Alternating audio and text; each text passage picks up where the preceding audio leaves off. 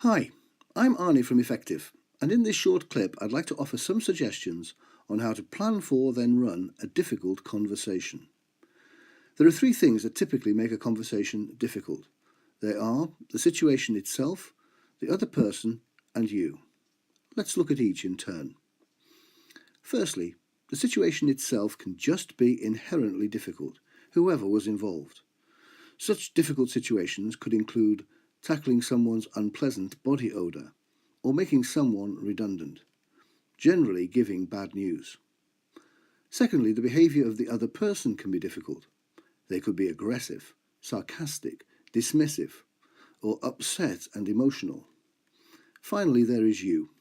Your own behaviours might contribute to the difficulty, as could your own emotions, feelings, and anxieties. Fortunately, there is something you can do to make each of these three elements less difficult and more constructive. Firstly, the situation. If the situation is inherently difficult, then be tolerant towards the people involved. Don't make it personal. Focus on the issue. Separate the issue from the individual. Don't avoid tackling the situation just because it is difficult. Avoiding won't make it better, it will just make it longer. Put yourself in their shoes. For example, if someone was going to tell you about your body odour, how would you prefer that to happen? Work out what would be best for you and use that as your guide. Finally, consider if any of the difficulty in the situation could have been prevented. Maybe the difficulty could be due to bad timing, poor location, lack of notice or preparation, all things that could have been managed better. Turning to the other person. Their behaviour could be challenging, but the following may help you deal better with it and even lead to their improved behaviour. If they are emotional, then it is best to let them vent, to let off steam. It's difficult to reason with someone who is emotional. Their emotion tends to hijack their reason. If you sit quietly but attentively and let them offload, that's likely to be the quickest way of getting them to become reasonable again. Consider whether they know how they are behaving. Many of us will behave in ways which are uncomfortable or difficult for others, which we don't know about and didn't intend. These are known as blind spots.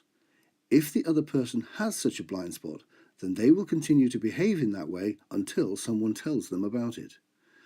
So you may want to consider whether you wish to give such feedback.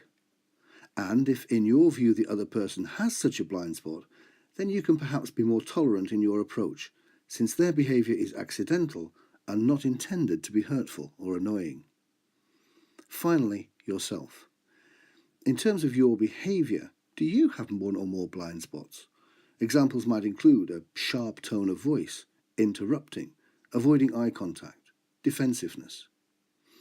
However, and generally speaking, it is your internal state, your feelings, emotions, thoughts and beliefs that are the single biggest contributor to the difficulty you are having. Often your thoughts can be negatively focused. Your mind may be full of what might go wrong, the difficulties produced by the other person, and perhaps your own sense of inadequacy, vulnerability, and lack of control.